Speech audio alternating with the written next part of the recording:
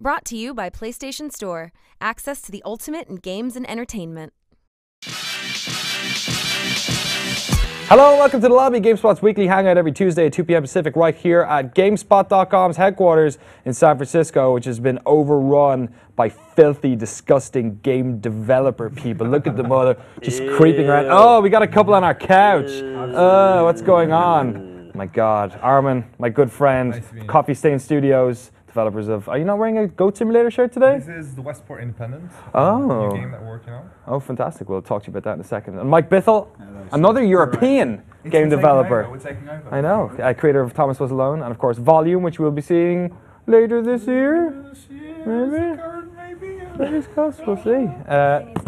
Oh, you need to put your mics on apparently. We didn't know. Yeah, see. Hey guys, you want to professionals. Put the mics on. Oh, here we go. There's one. You've got one right behind you. We'll add subtitles in post. Don't worry about it. Chris Waters is back. Hello. You're not covered in swine flu anymore, or whatever it was. I went to upstate New York in February. Guess what happens there? You get the flu and it's terrible. Excellent. But I'm great now. Are you heading back east for PAX at the end of the week? No, I'm not. Neither am I. Are either of you guys? Since you're in the country? I'm going just for one day, just to kind of duck in quickly and like go, a stopgap. Hey, Boston. Yeah, exactly, yeah. You guys come over for GDC all the time. Mm-hmm. Chris, you were talking to me earlier about like the sort of what is the impetus for people to come to GDC, because as far as like the folks who come to GameSpot are concerned, it's kind of like a light news show, but obviously while you're here, like that's surely not why these gentlemen are here. Yeah, I mean, like we as press, it's only been in recent years that there's really been a burgeoning sort of scene of demos and people showing off their games at GDC.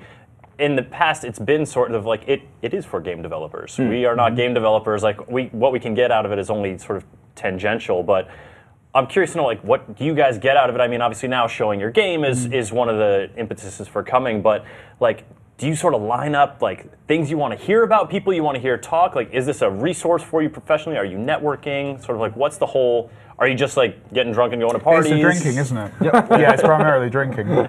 Like, why do you come to GDC? It's kind of a thing where, we're supposed to be here to show off Goat Simulator on Xbox and our new game that we're publishing, but, there's a lot of drinking and a lot of partying.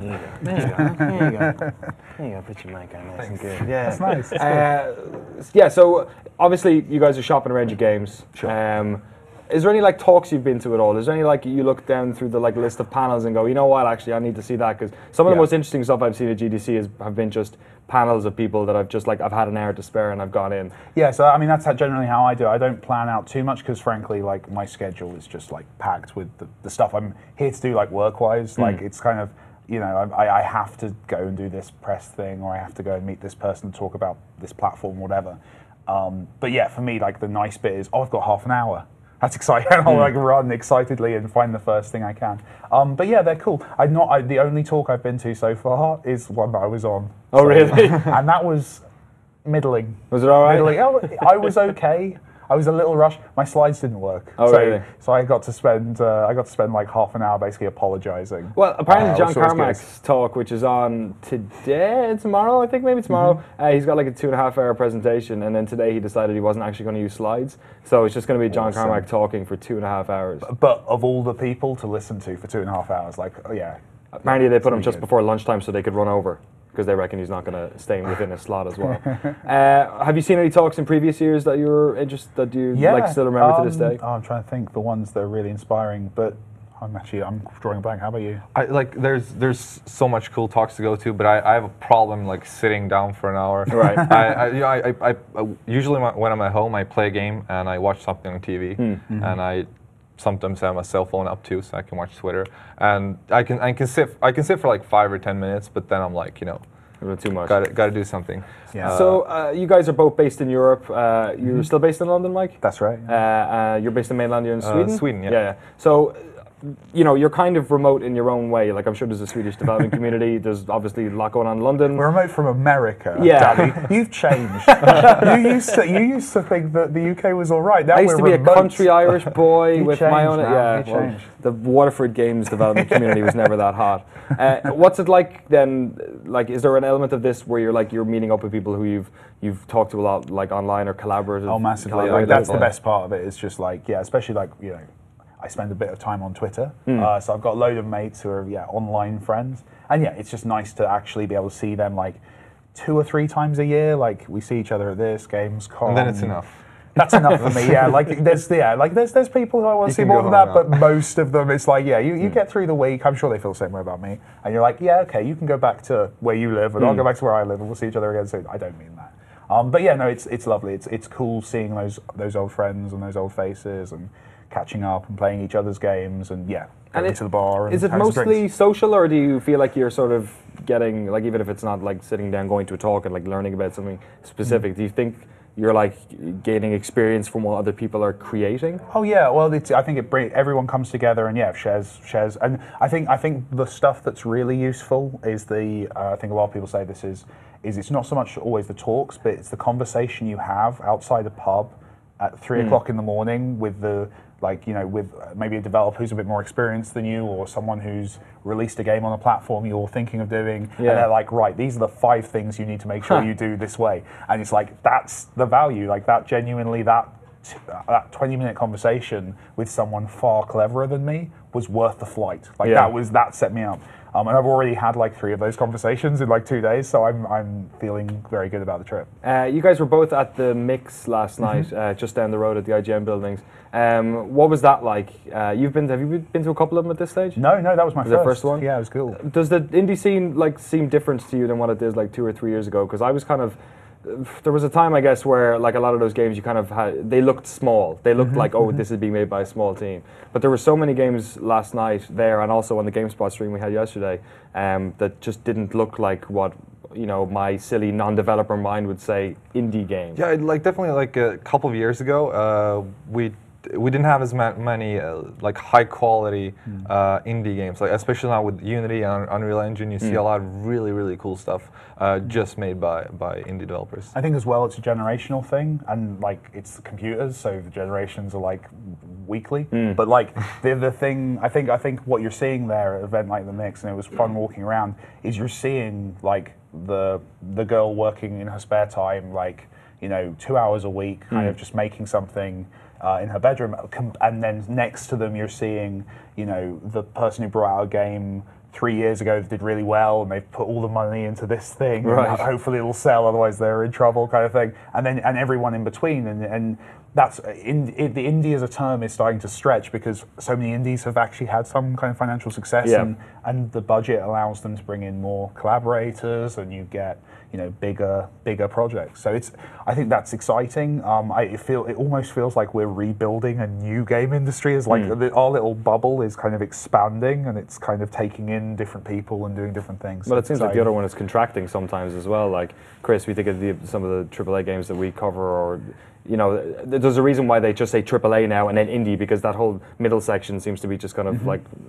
Yeah, I mean, entire sort of middle-of-the-road publishers that like make a big game and have a sizable budget, but that has proven to be not like the most financially viable over the past years, and that's definitely changed the scene. It's interesting to hear you talk about sort of the progression of the indie development scene at GDC. I imagine you guys now, if you're a couple years ago, you're sort of looking to network, but now are you having people like seek you out as like the guys who have like, these guys have shipped successful games? Like, cool. Hey, can you give me this tip or that? Like, I'm never going to get bored of someone I don't know walking up to me and asking me to fist bump with them. That's amazing. Like, it probably will last about 6 more months. And then will never happen again by volume. But it's a weird thing. But that cycle happens, and it's fun watching that happen. I guess it's hard to kind of tell when you're at the epicenter of it, but I love watching it happen to other people. So I love like when you'll know some guy that you had breakfast with 2 years ago, and they were talking to you about their weird idea, and then you're like you meet them at an event like this, and it's like, oh, you're now the guy who made that game that's taken over and everyone's obsessed with, and it's like, I remember when I bought you some pancakes because you left your wallet at home. That's amazing. I remember when we had a burger in the Lord Nelson in London around the corner from work, chatting about, or like that was how long ago was that? Alexander, when we did like a Skype interview for that video I made, and now dude's like Antichamber, a game we worked on for like 2 decades, has ended up like being really successful. And it happens, it's great. Do you think, you touched on a point, just the last point with this, you touched on something about the technology. You're using Unity 5, right, on volume? I'm I am using Unity 5. I'm using a beta of Unity 5. Okay, so is that like do you think like the progression of stuff like Unity has really helped like enable developers who might not have otherwise had the tools to do it, to like make bigger and better games? I think the engines are great because what the engines have done is they've basically geographically moved the talent to. This is such an old trailer, by the way. This is definitely not Unity 5. This is a release trailer. This is barely Unity 4. But yeah, so I think what's happened is the talent is all these amazing programmers and engineers that make games work, like literally make the engines they run, have all gone to these big companies like Unity, like Unreal, and their genius is then being distributed in a way that allows all of us idiots to make stuff and just jump enormous hurdles. Like I've worked in games now for about 8 years, and I remember the example I always use is my first job for like 6 months was making nav meshes. Nav meshes, it's boring, but it's basically the way in which it's the worst. It's basic. Trying to think how to say it. Basically, when an enemy runs around a level, it's the data that tells that enemy where they can and can't go. Right. And that was my first job, and I was quite fast, so I could do a room in a day, and it took it was a very laborious job. That's now in Unity. That's I think a 0.27 millisecond process. So you can press a button and it just does That was it. my first job too. Was that your first job too? If you heard of the game Sanctum, that was like the Coffee Stain's first game before the game with the goat in it. That was like my first. I had a summer job and I was supposed to like do the nav mesh and shit. It's like it's horrible work. It's kind of like picking weeds when you're. It's like one step down from placing crates in the first-person shooter. It's like the next run down. It's like the manual labor of the gaming industry, which now doesn't exist. And today, like in Unreal Engine 4, you just press a button and it's done. And but that's also like you're like. We actually do it we do it in volume. We do it at runtime. So when you're editing levels in the game, you press a button and it just automatically makes a nav mesh, and it's like. Oh my goodness! But obviously, I'm quite glad I got my first job because it led to the new ones. But it's so exciting, and it's such a great opportunity for people starting to make games now. I imagine, I'm sure that when I started 8 years ago, there were people who started 16 years ago, like, oh my god, that guy doesn't know he's born. Look at how quick he can make a nav mesh. I used to have to type those numbers in by hand. And so what's the new nav mesh? What's the new is it just robots are taking all the young developer jobs now? I think the next one that I'd love to see someone like Unity really tackle, Unity or Unreal, is AI. AI is the thing that I think is a stumbling block. There's a reason that a lot of indie games either are a character moving around a space with no enemies, or kind of or enemies that are very kind of straightforward logically, and it's because AI is really hard. Getting AI that's fun is hard. Making an AI that's efficient is actually very easy. It's making it inefficient in a way that's entertaining. Right. So I think that's a challenge I'd love to see the engines take on, because I think if you can come up with some kind of centralized, and there's a few things that they're playing with, but kind of some kind of centralized AI solution, that's going to lead to such a big jump in what we can do.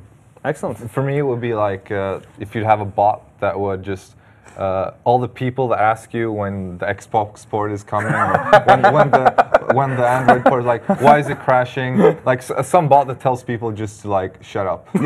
You're talking, but all I hear is wow, wow, wow. My game's really successful. Like it's hard to feel sorry for you, to be honest. Well, you guys solved the AI problem with Goat Simulator by just not having AI. Yeah, it doesn't matter. Fucking people that just fall over when you hit them. Yeah, perfect.